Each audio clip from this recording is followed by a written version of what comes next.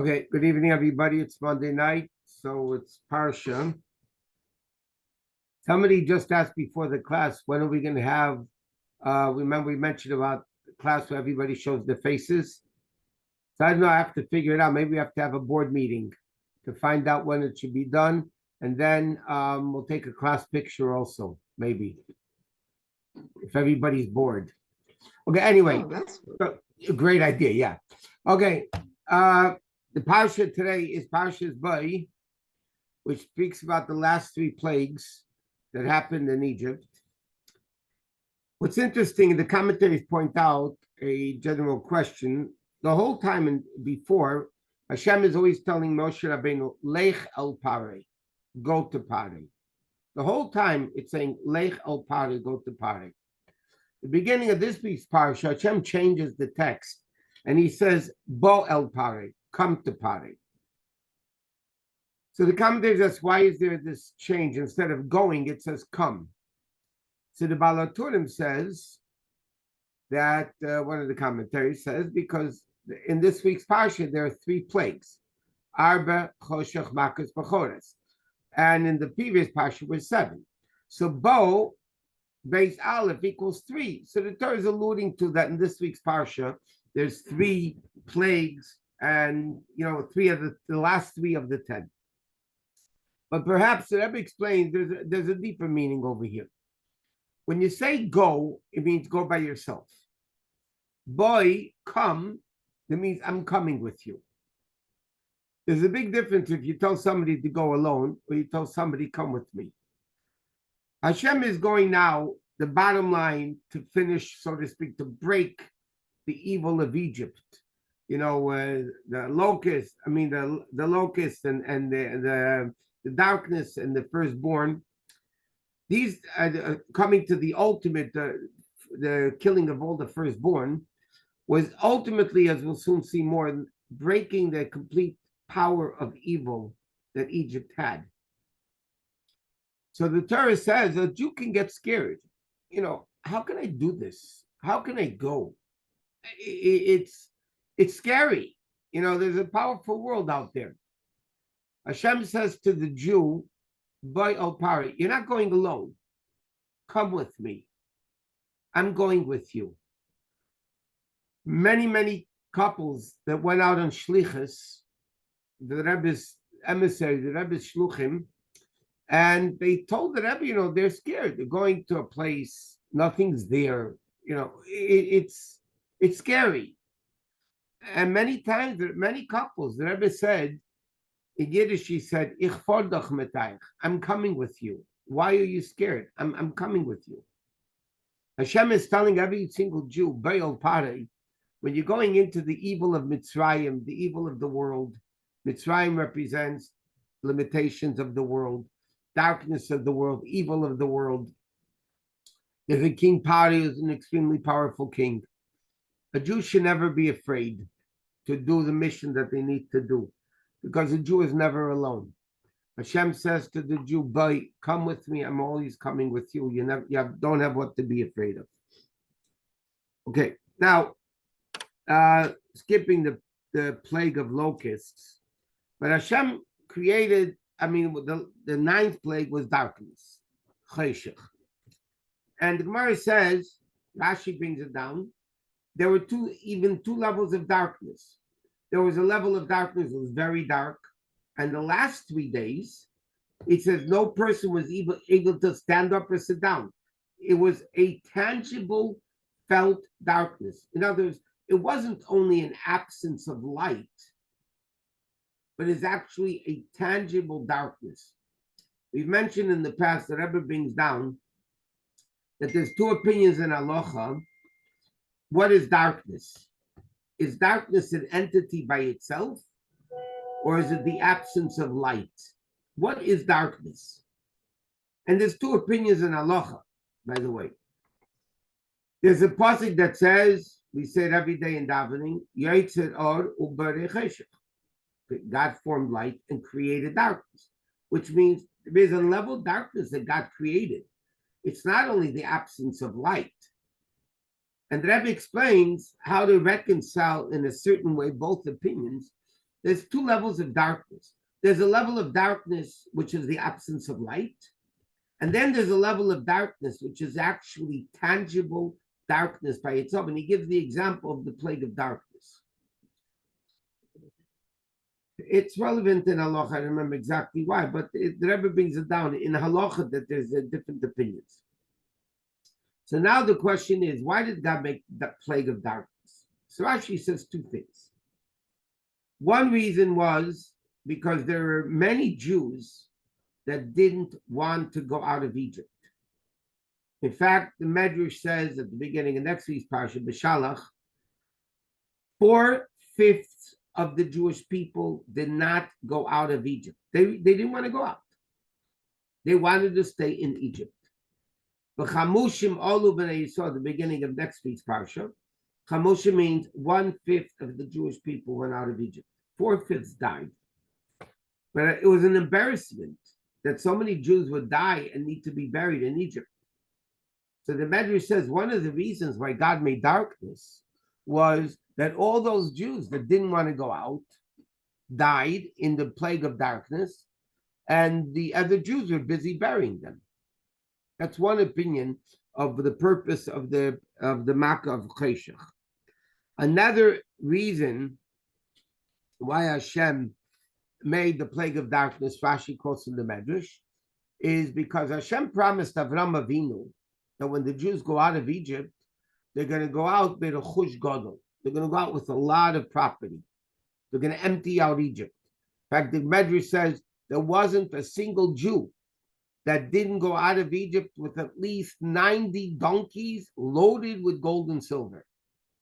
They went out with a tremendous amount of wealth. So what happened? So Rashi says the pasuk commanded them in this week's parsha.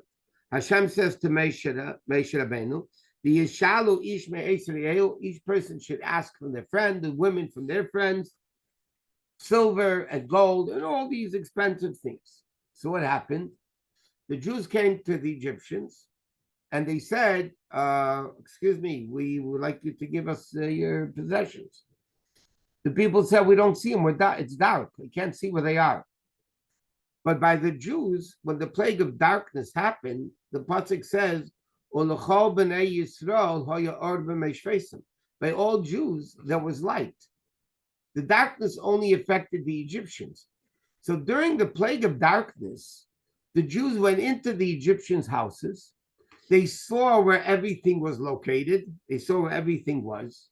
And then later, when the Jews were leaving Egypt and they said to the Egyptians, give us the stuff, and they lied, we don't have it or whatever, the Jews said, yes, I saw it in your houses in this place and this place. So this is the second reason why Hashem made darkness. One reason is to bury 4/5 of the Jews that didn't go out of Egypt. Another reason was that the Jews should see where everything is. Now, everything in Torah, again, is a personal, spiritual level.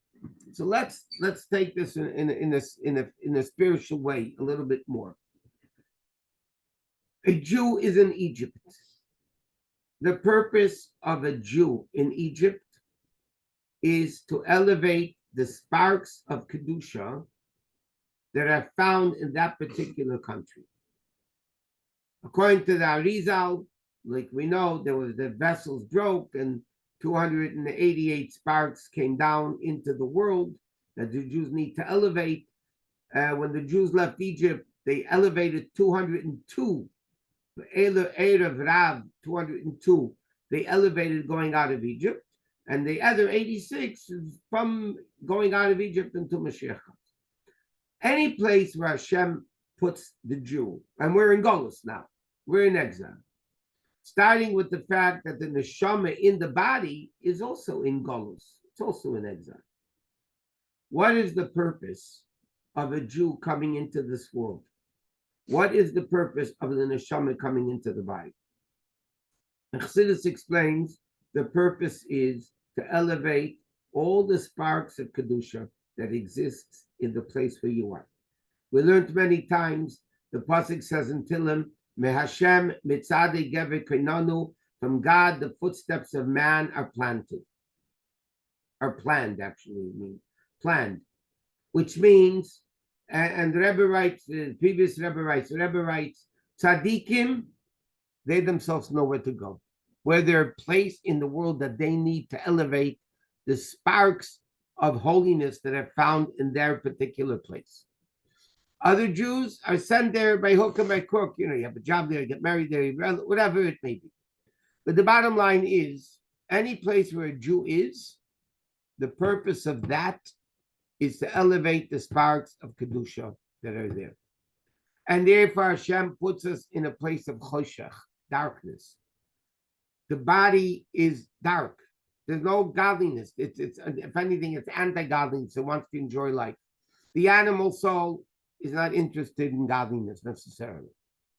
Nevertheless, Hashem puts the neshama in a body in a particular place, especially when the Jews are in exile and galus. For what purpose? To take out the sparks of Kedusha that are found in that particular place. So the question is, how do I know it's dark? Talking about spiritually now. How could I take out the sparks of Kedusha from a particular place? It's darkness. It's so dark, like the Rebbe used to say about this golus, this exile, cheshech kafel mechupel. It's a doubled and a doubled darkness. It's tangible darkness. How in the world does a Jew have an ability to take out the sparks of Kedusha from the place they are? So the answer is, the pasuk says, all the Jews, where the Jews were, was light. What does it mean, the place where the Jews were? What is light? We know ner mitzvah, the pasuk says, v'Torah or. A ner, a mitzvah is likened to a candle, and Torah, the pasuk says, is or, light. What does it mean, light? We learned many times, the Rebbe said this many times. Light doesn't change what's in the room. Whether the room is dark or lit up, the contents in the room are exactly the same. So what's the difference if the room is dark or light? If it's dark, you don't see where you're going. You don't know what's safe. You don't know what's dangerous. And when the room is lit up, so then you're able to see. It doesn't change the room, but you're able to see this is good and this is bad. This is safe and this is dangerous. That's what Torah does. And the Torah says in this week's Parsha, in the Mak of Cheshach, Hashem says, you guys are in Egypt. It's a very, very dark. And like we know, the darkest part of the night is right before dawn. Meaning, the Cheshach was the last plague, because Makas B'cheres, when God started killing the firstborn, that's when Paris said, get out of here. The last full-fledged plague in Egypt was the plague of Cheshach. Right before the light of redemption was the plague of Cheshach. We live in a world which is so dark now. Everybody knows it. You don't have to elaborate on it. The world is so dark. But a Jew needs to know that we have light. It's called Torah Or. We have the light that a Jew can see where they're going and what to do and how to do it. And that's the whole purpose of making this the personal level of darkness, the plague of darkness, in a personal sense, is by a Jew. It's light. We have Torah, and Torah tells us how to combat, how to deal with every type of possible scenario to bring out the sparks of Kedusha that each one of them has. Another mitzvah, which started in this week's Parsha, which is a pretty important mitzvah, because Rashi, the first Rashi of Chumash, says the Torah should have begun with this pasuk of the mitzvah of the first mitzvah Jews were given as a nation. And that is the mitzvah in Parshat Perek Yud Beis. Hashem says to Moshe Rabbeinu, the mitzvah of sanctifying the moon. And again, in the time of the Beis Hamikdash, and even later, there was based on the testimony of the two witnesses, they were able to testify they saw the moon. And Bezdin first figure out, according to astronomy, if it was feasible to see the moon at that period of time. And there's Rambam, there's a lot of things, how Bezdin was able to figure out if the moon was visible already or not. But the mitzvah is to sanctify the concept of months. And in fact, Rashi has the beginning of Chumash. The Torah should have begun with this passage. This is the first mitzvah given to the Jew. And Rashi says, in case the Goyim say about Eretz Yisrael, you're robbers and you're thieves and you're stealing our land, Hashem said, I created and I'm the boss and this is what I want done. But what is this mitzvah of a Chodesh Hazalachem? In the Jewish calendar, there is no year. There are only months. If you look in the Torah speaks about months. Tishrei Chodesh Hashvi, 7th month. Pesach is the first month. With the month start from Pesach and then other. In Torah, in our calendar, there's no yearly calendar. It's a monthly calendar. Then you have the solar calendar, which is a solar year. Okay, over there, the emphasis is on the sun, not on the moon. The Jewish calendar is based on the moon. When the moon is visible, it becomes Rosh Chodesh. Then it gets bigger and bigger and bigger, smaller, smaller, smaller. So the Medrash says, the Gemara says that the Jews, Meinam Lelevana, the Jews count by the moon, and the Umas Elam and the rest of the world, Meinam L'Shemesh. They go by the solar year. Nevertheless, we have a concept of years in Torah. Now, what's the concept of a year? The year has 4 seasons, right? Summer, winter, fall, and spring. Okay, those are the 4. Sometimes, like this year, is a leap year. Why? Because Pesach has to be in the spring, and the solar calendar is 11 days shorter than the lunar calendar. The lunar year is 354 days. The solar calendar is 365 and a quarter days. You're missing 11 days per year. So after 5-6 years, you're going to be losing a lot of time. And therefore, Pesach will end up in the middle of a snowstorm. And the Torah says Pesach has to be in the spring. So therefore, we have a concept of a leap year. What's a leap year? We add another month to catch up. And the way it is, in the way the calendar, the Jewish calendar is set up, which is originated by the grandson of the famous Hillel, whose name was also Hillel. He set up the calendar. It's a 19-year cycle. I'm just mentioning this for info. The 19-year cycle, in the 19-year cycle, there are 12 regular years, not leap years in Jewish calendar, and 7 leap years. The way it's figured out, approximately in between the 12 regular years and 7 leap years, in the 19-year cycle, it all equals out, the solar and the lunar. Okay, that's but the Jews actually go by Chodesh. Why do the Jews go by Chodesh? Why do the Jews count to the moon? Because the moon also is an interesting thing. The moon starts small, not that it's what's visible to us. I mean, the moon doesn't change. The moon is the same size. It's only how much light of the sun do we see reflected on the moon. So the month begins when you see very little, and then it gets bigger, bigger, bigger, 14th and 15th, and then it starts dwindling down until the moon disappears, and then immediately you have the new month. Why? Because the Jews are likened to the moon. Just like the moon is bigger and smaller, it changes. Sometimes the Jews have it good, sometimes they don't have it good, sometimes they're getting bigger, sometimes they're getting smaller. The Medrash says, when was the full moon? When's the full moon? A lunar month technically is 29 and a half days. That's why some months we make 30 and some months we make 31 days. I mean, 2 days of Chodesh, 29 days or 30 days. Because a lunar calendar, a lunar month is approximately 29 and a half days. So you can't make Rosh Chodesh in the middle of the day.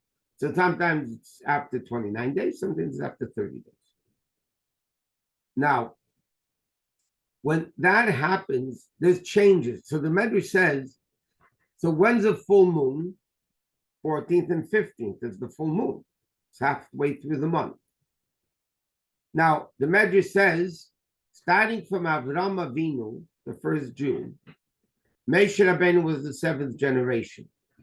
David HaMelech was the 14th generation, and Shlomo HaMelech was the 15th generation. And the Gemara says about the era of Shlomo and David HaMelech and Shlomo HaMelech, Kaima Siyada Bashlemusa, it was a full moon for the Jewish people. It was the best time in Jewish history. And then the moon started getting worse, and then better, ups and downs. So the Jews are likened to the moon, so therefore we go by the lunar calendar. The non-Jews, the secular world, doesn't change. So they have the solar year. Now, the word for year in Hebrew is shana. The word for month in Hebrew is chodesh. But each one has a different meaning. The word shana in Hebrew means to repeat. Chayze v'shena. You have that throughout even Psukim and Torah. Shena means to repeat.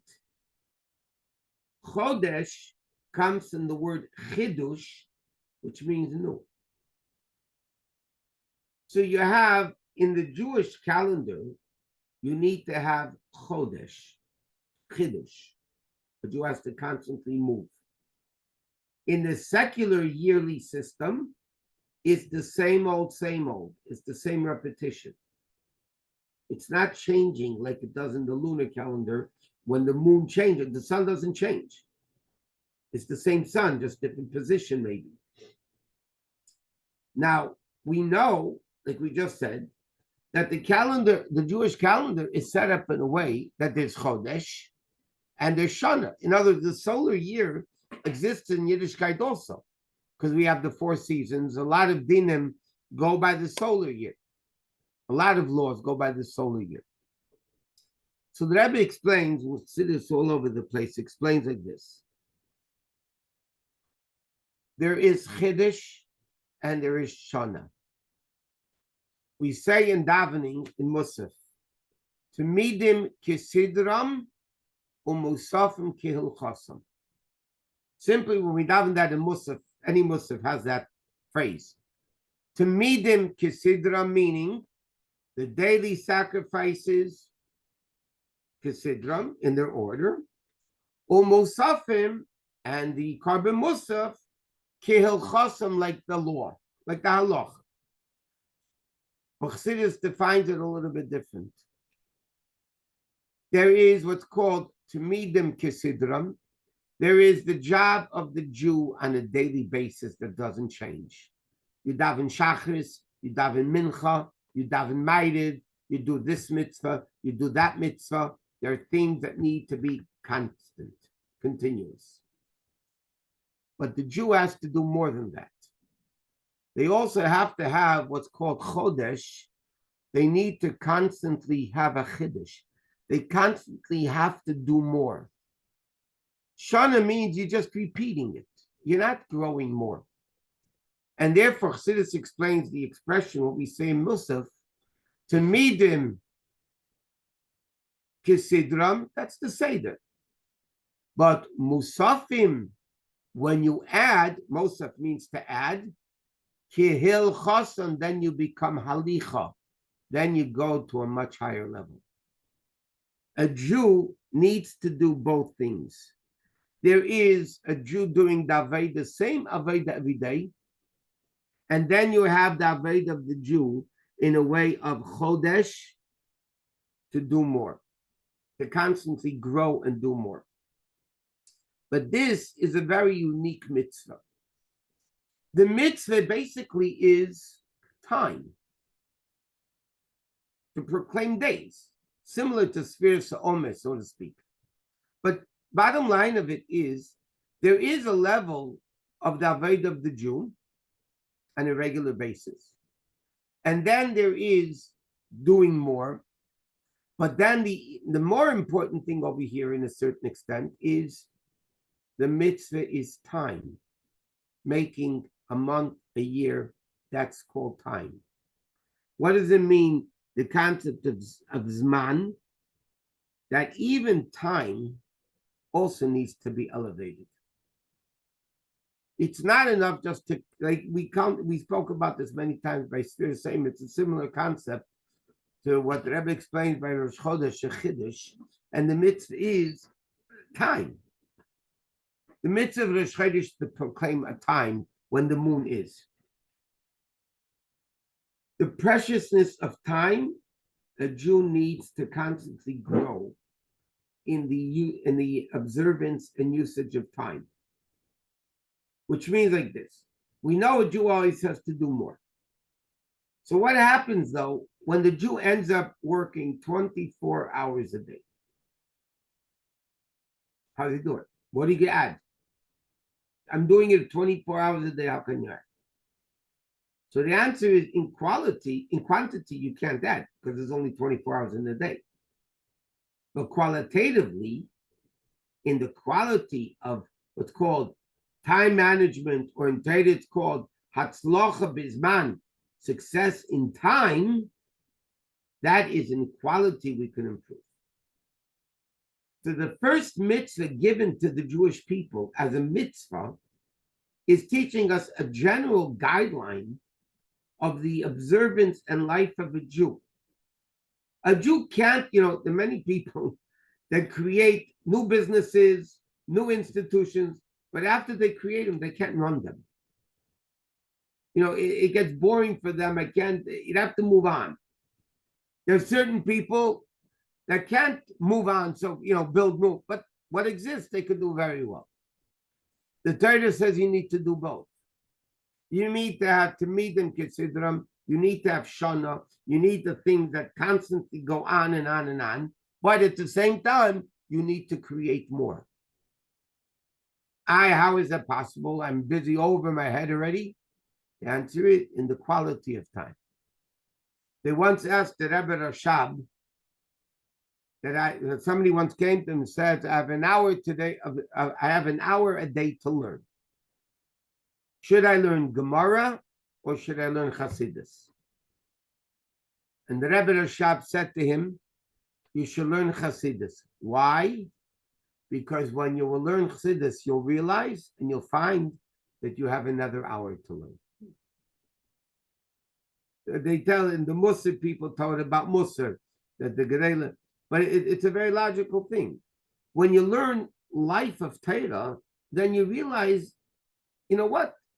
They're different priority. You have more time than you think you have.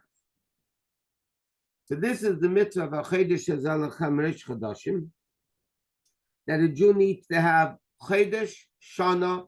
We need to constantly keep doing what we're doing, but everything has to be new. And it's interesting because not so much today, but in the 60s, we remember going out, to speak in different youth groups, and we're in Bachlim in the later 60s. So they used to ask us a question. A lot of the kids would ask a question. Today, this is a different world. But then they used to ask a question, where is the individuality in Judaism? Then the 60s, they're trying to find their individuality. Remember those days, the good old days. So they say, where do we see the individuality? We're all putting on the same tefillin. We're keeping the same Shabbos. We're keeping the same kosher. Where do you see the individuality in Yiddishkeit? And the answer is what we just spoke. Yes, putting on tefillin is the same every day, and every Jew is putting on the same tefillin. But the enthusiasm, the excitement, the newness of it, that's unique by every individual. That is unique by every individual. That every individual could do. And that's what they need to do. Okay, now when it comes to the last plague, which is plague of Makas B'cheres, so Hashem is killing the firstborn. So Hashem says like this. V'avarti beretz Mitzrayim. Okay, Hashem says, I'm going to pass through Mitzrayim, and I'm going to kill the firstborn. So we say in the Haggadah Shel Pesach, we say, V'avarti beretz Mitzrayim, ani v'lo malach, I'm going to do it, not an angel. Okay, why is this plague, Makas B'cheres, the plague of killing the firstborn, including Pari, who was the firstborn. Why is that different than all the other plagues? By the other plagues, it doesn't say Hashem said, I'm going to go over Egypt. Hashem told Moshe Rabbeinu and Aaron, hit the water, hit the this, hit the that, do this. The only plague we find that Hashem himself is going, Vavarti Be'eretz Mitzrayim, I myself am going through the land of Egypt.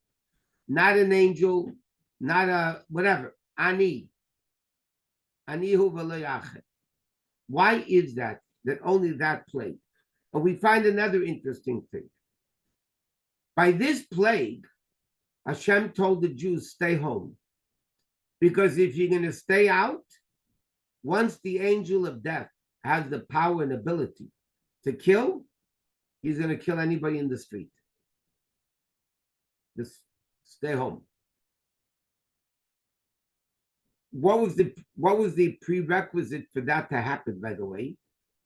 Hashem gave the Jews 2 mitzvahs. Take the Paschal lamb, the Korban Pesach, which was the idol of Egypt,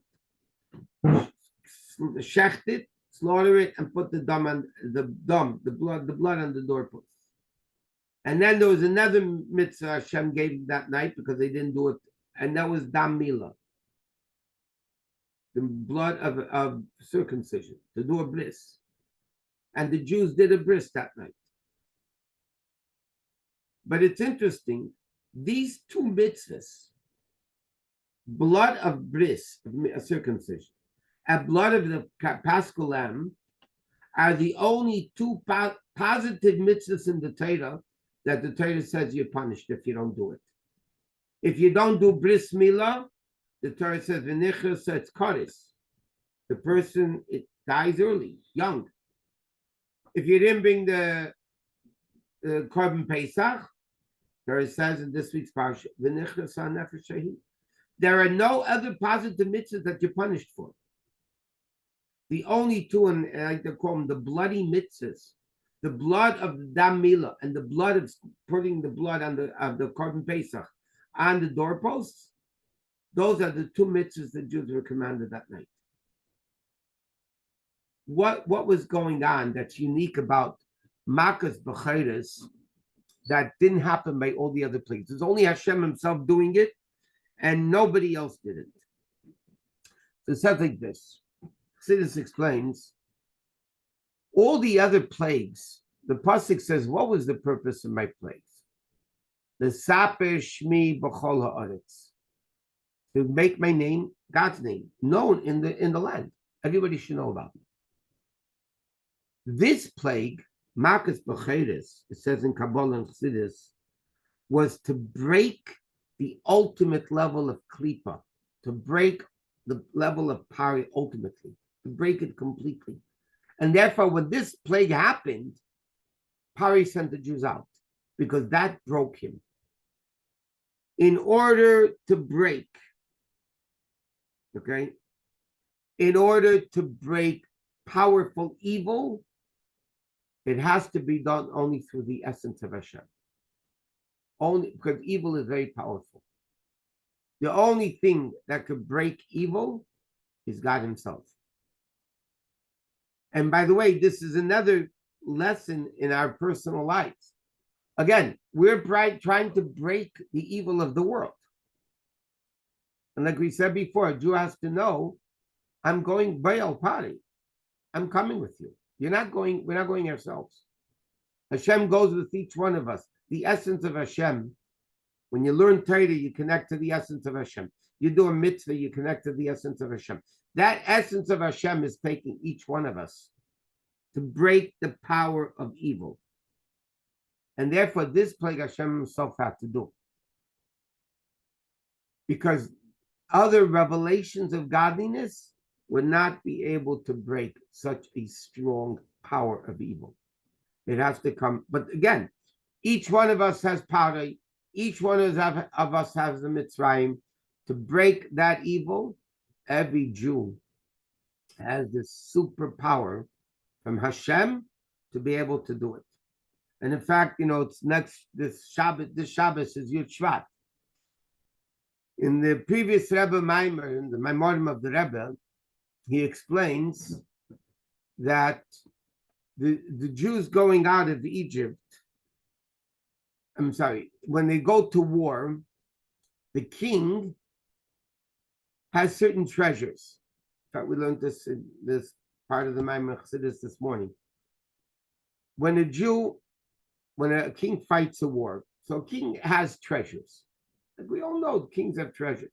Not only their own treasures, but treasures of their forefathers and the parents and grandparents, the king, the royal families. You see it in England, you see it in all these countries that have kings. Every king has treasures. Not only do they not give out to people, they don't let people even see them. All the crown jewels, whether it's Lahavdil in the Vatican or in England or any other country, the crown jewels you don't see. Not only you don't get them, they're not even on display. It's hidden from everybody. Except in one case. When the king is going to battle, and the king is fighting a battle, a war, then the expression is mevazves es ha'etzeres.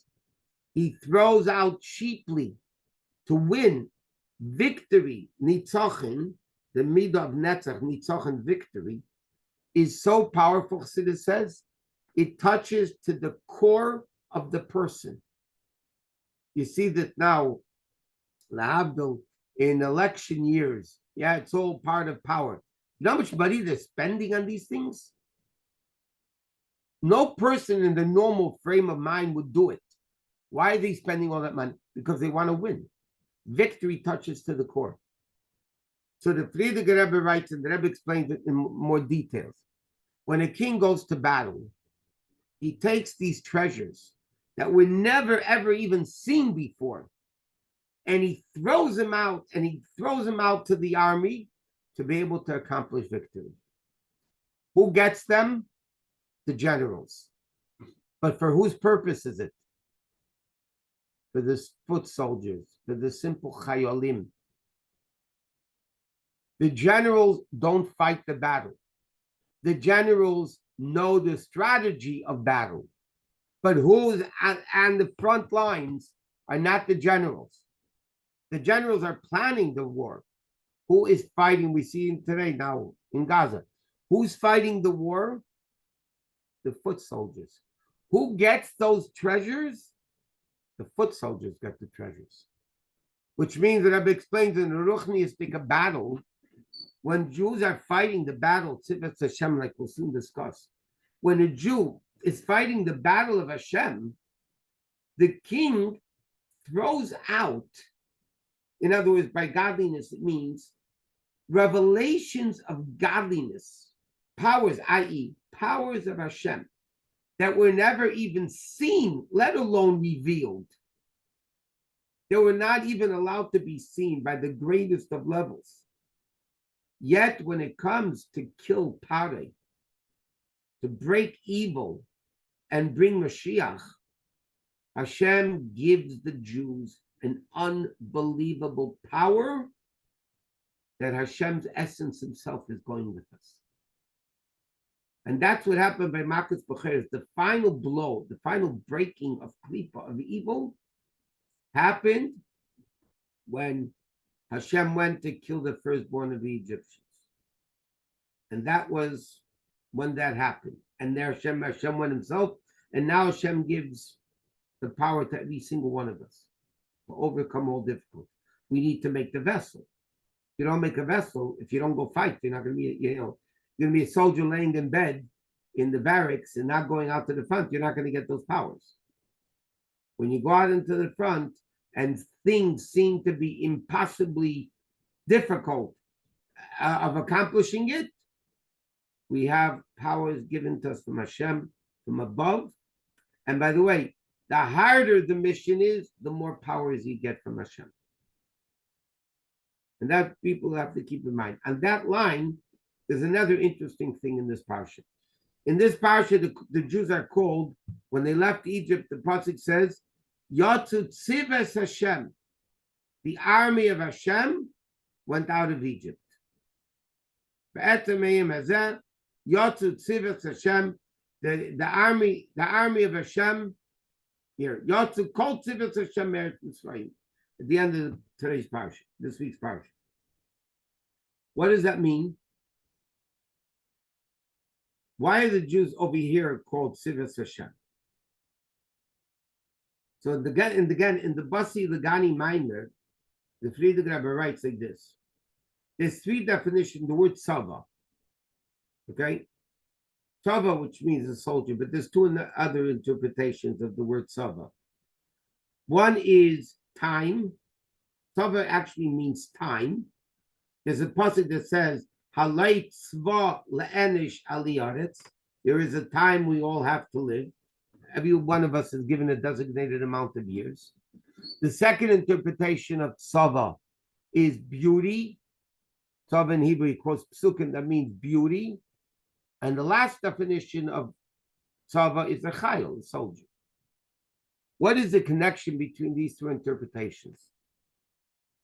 So let's take each one separately. Tzva means a person has X amount of time to live. And therefore, we have to utilize every single second.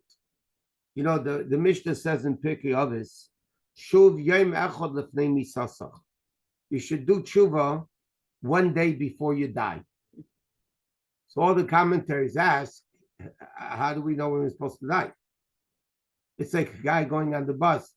And yes, you can tell me where the stop is. He says, yeah, get off the stop before I do. I mean, it doesn't make sense. A person, what is it? So what does the Mishnah mean?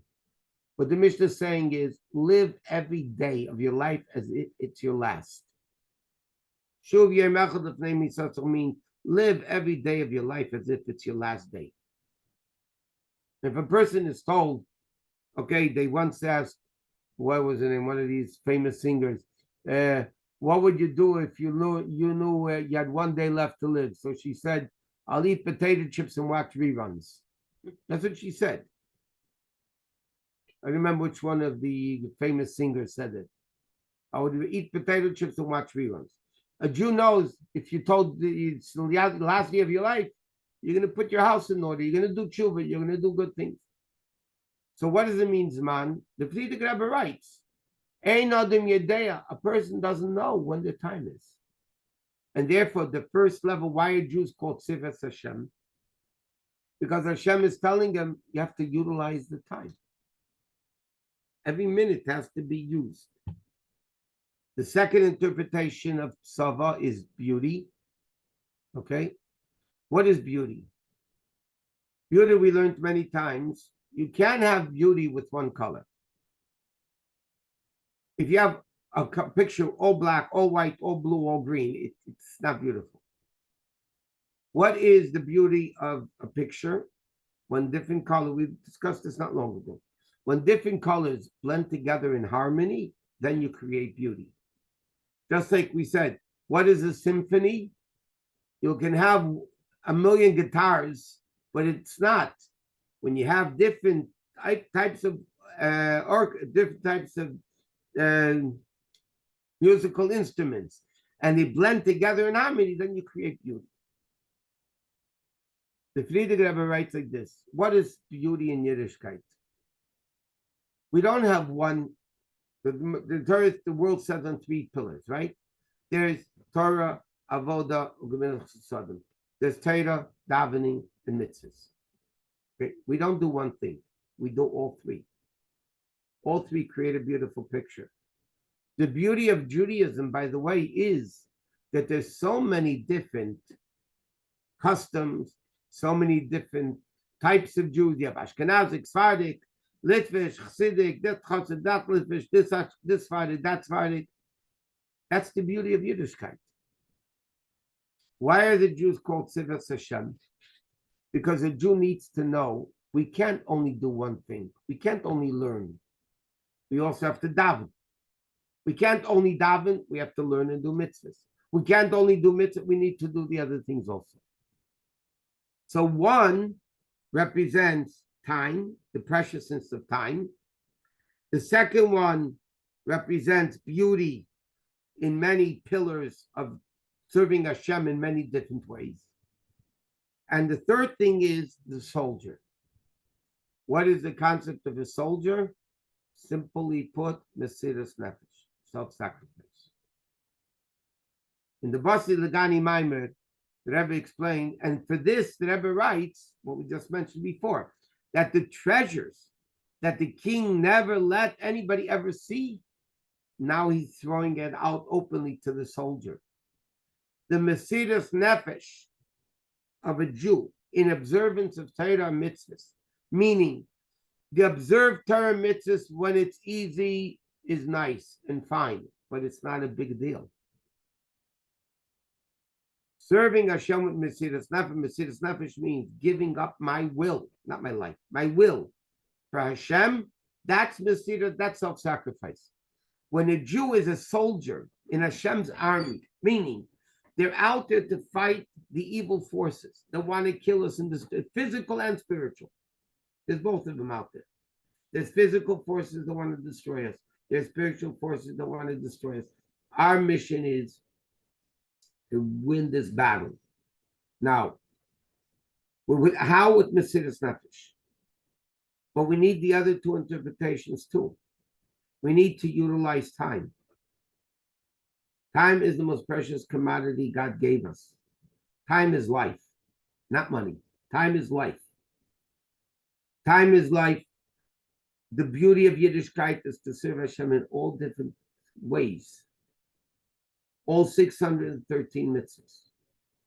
That is the way a Jew is able to be a tzavah, an army, the way a Jewish person is able to be a chayal with Mesiras Nefesh. And that's the powers we have from Va'avarti Beretz Mitzrayim when it comes to break the ultimate evil of Parei. That's what Hashem gives each one of us, that ability and that power to do. Okay, there's another thing over here that we don't do this week's Parsha. The Torah speaks about chometz, matzah. Okay, chometz and matzah basically are made from the same stuff, flour and water. Chometz rises, matzah doesn't rise.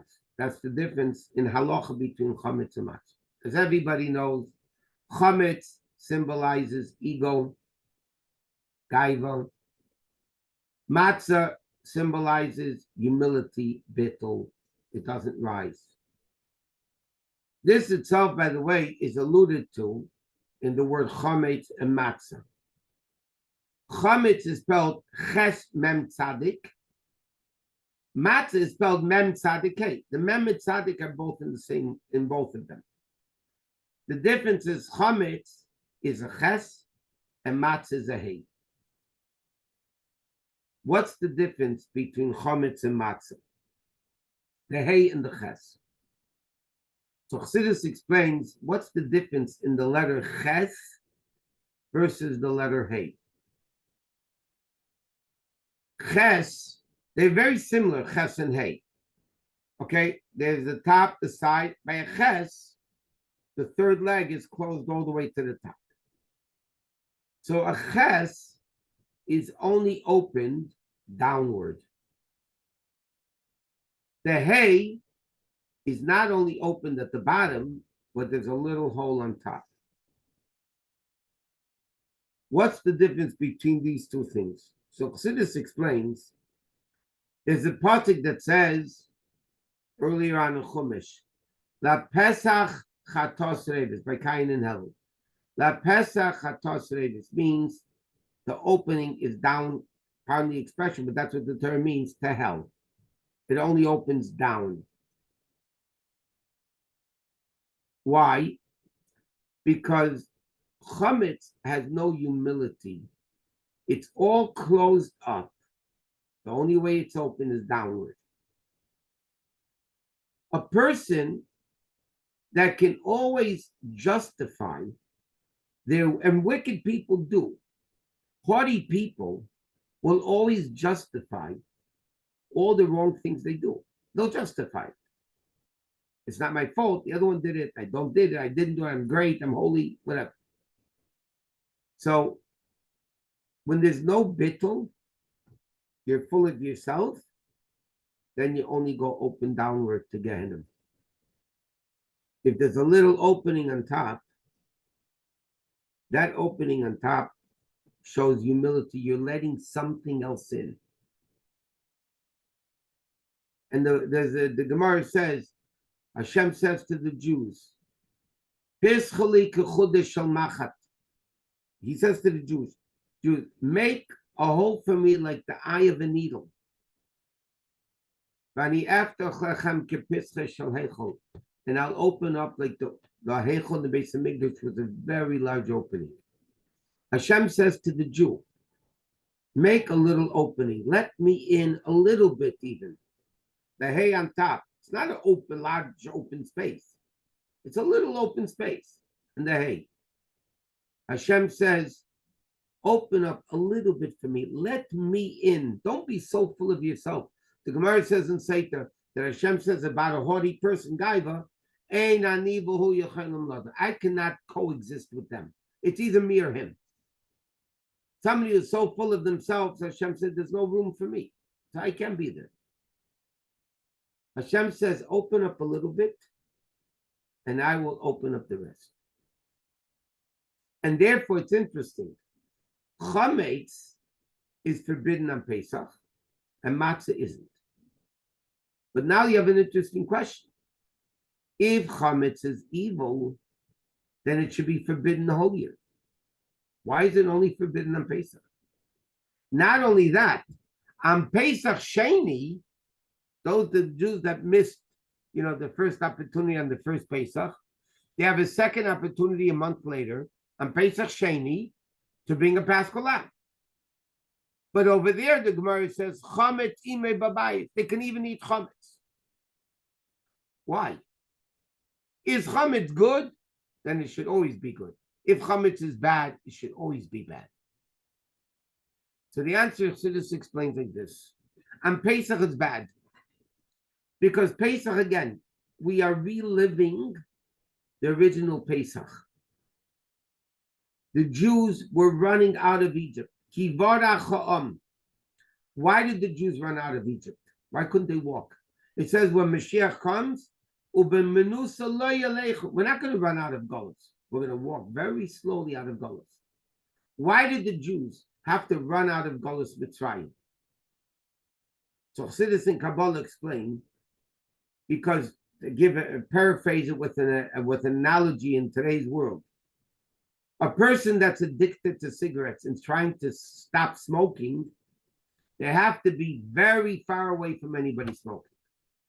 A regular person is not addicted. He can stand by a guy. He's not going to get into the habit.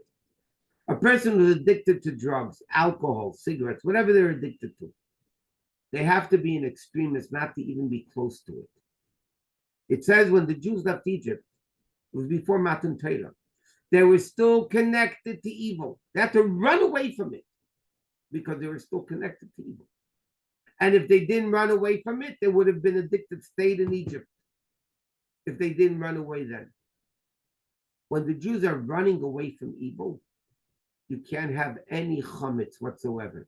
That level of ego gets in the way.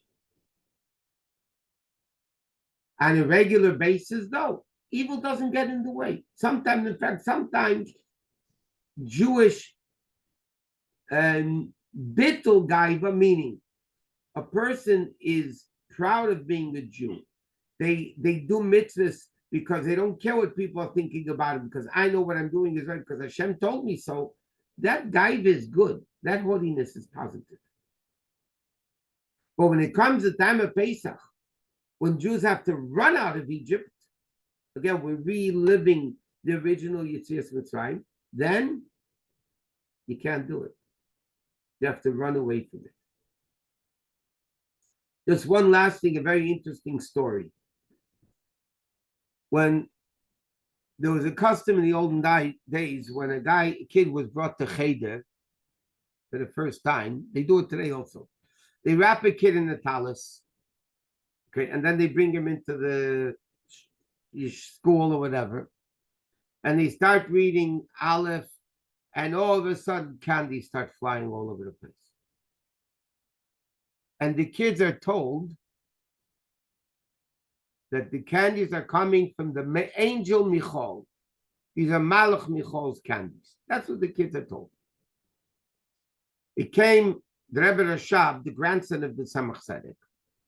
He's a young boy, 4 or 5 years old, he's a little kid.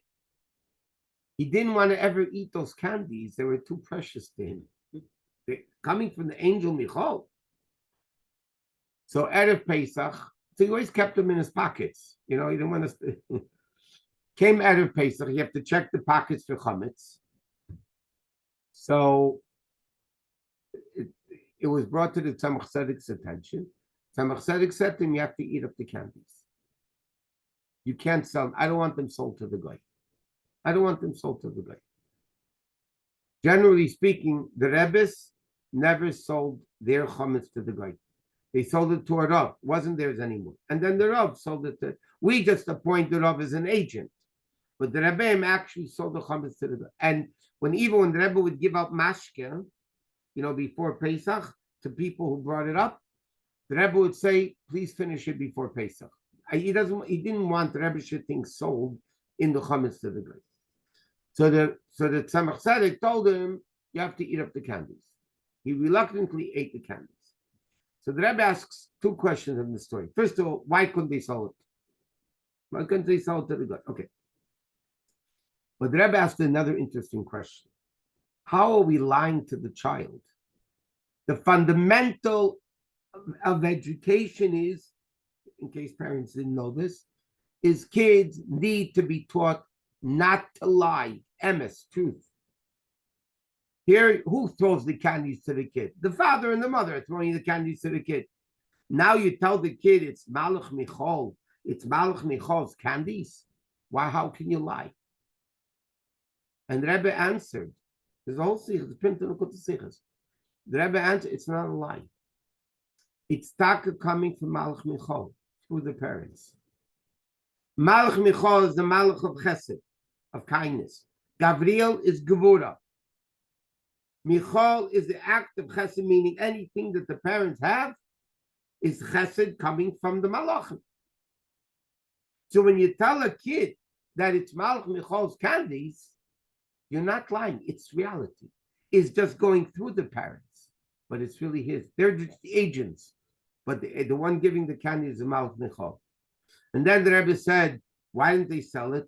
And the Rebbe said, this is another educational point to a child. A child needs to know that objects which were given to you by tzaddikim are holy. You don't sell them. They're holy. And this is education to a little kid. A little kid needs to know that the reality of everything in life, where is it coming from? From Hashem and the angels, through the parents. A kid needs to know that an object of a tzaddik is holy, and therefore you don't sell it. You keep it. You hold on to it. It's a holy object that you need to really revere and keep it. So by other clothing, you think clothing and others, it's not an issue. But by food, you have to eat up the food. Not to we understand that this doesn't belong by the non-Jewish people. It's an object of a tzaddik. In fact, just to conclude, when Alter Rebbe was in prison, remember we learned he was on the boat and he wanted to do Kiddush Levana, and he made the captain stop the boat. Anyway, so the guy said to him, I stopped the boat, but I want you give me a note that you promise I'll live long. The Alter Rebbe did it. I think it was in that story. Anyway, the Rebbe once said, the miracle of the whole story is that this non-Jew had a handwritten note of the Alter Rebbe. That was the miracle of it. That this handwritten note of the Alter Rebbe was given to this person. Anyway, okay, it's enough for tonight. Wednesday night, mitzvah Shem 8 o'clock will be Aloch and Tanya. Don't forget, this Shabbos is Yud Shvat. Chabad of Beverly Hills will be having a big Kiddush for Bergen. Everybody's invited, not if you're in Israel, not if you're in Madison, Wisconsin, not if you're in New York. New York. And I said New York also. I started with Israel, And then Madison, we're working the way, whatever. Anyway, have a great week. We'll see you Mitzvah Shem Wednesday night. Thank you. Thank you so much, Bye-bye. Rabbi.